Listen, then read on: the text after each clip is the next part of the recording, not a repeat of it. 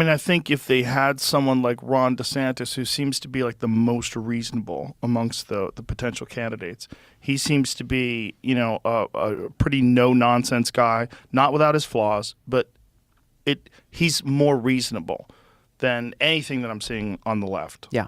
At least with the way he handled COVID. Yeah. It's one of those things where, as it's all playing out, there's this sense of hopelessness because there's not a clearly defined path where this country's ship gets righted. Mm-hmm. It's like I just see a lot of chaos and a lot of confusion and a lot of infighting, and I don't know how this plays out. It doesn't seem like there's a real clear, this is our path to sanity. You're right. And I think the first step towards that path, though, is people recognizing what the insanity is and the problems.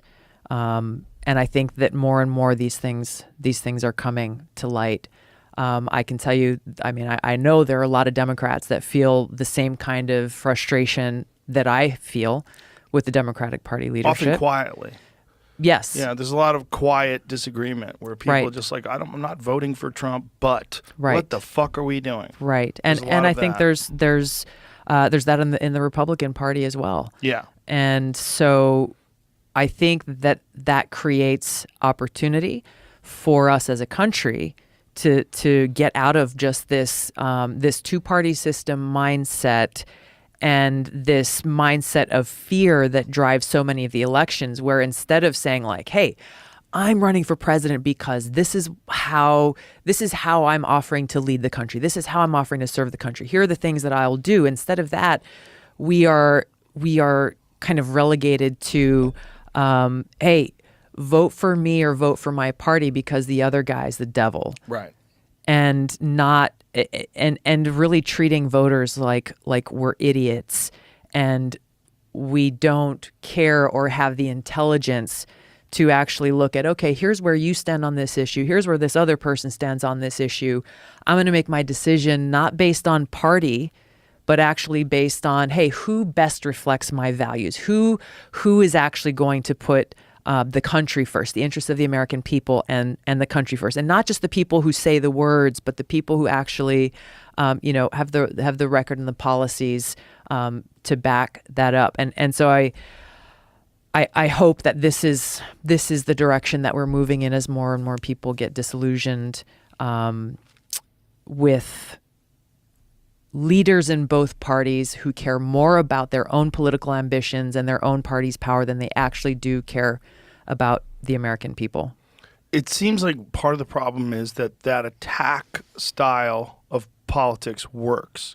Like, just think about someone saying, oh, she's crazy. Like, okay, how is she crazy? But that's a narrative, and it gets out there because they attacked you. Mm-hmm. So, like, that stuff works. That's what's unfortunate, is that instead of to make it, like, if there was an incentive to say, these are our plans, and this is how we can implement this, and just ignore negativity on the other side. Yeah. This is what I want to do, and I think that we are the best hope for the American people moving forward. Yeah. When I was running for president, at town halls that we held across the country, it didn't really matter where we were, whether it was a small town or a big city, middle America, East Coast, West Coast. One of the ththat one of the media embedded reporters that would, kind of follow us around everywhere we went, made an observation that I thought was pretty awesome. This reporter said, gosh, I go to all these different campaign and candidate events. Yours is the only one where people walk out feeling hopeful and feeling inspired. And we had Democrats, Republicans, and independents and libertarians at every single one of those.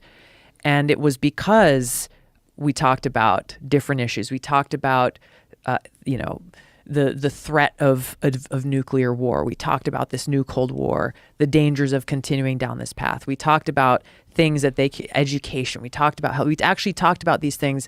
Most days, I never brought up Trump. Because why? I'm running and I'm asking you, hey, let me have the opportunity to serve you, and here's what we will do. Whereas with these other candidates, these other Democrat candidates who were running, people left angry. People left angry. And that was their only goal, was like, hey, how many lines against Trump can we use that we know are going to piss people off and motivate them through anger and fear rather than through hope and inspiration for what we can do together as a country. That's the direction that we need to go. And there are a lot of things that are issues that are of concern, and treating people with respect and like they have intelligence, and actually tackling those issues, breaking through and being able to deliver that message to the American people, I think is the challenge. I think people want it, but the media does a really great job of kind of reducing things to their lowest kind of standard.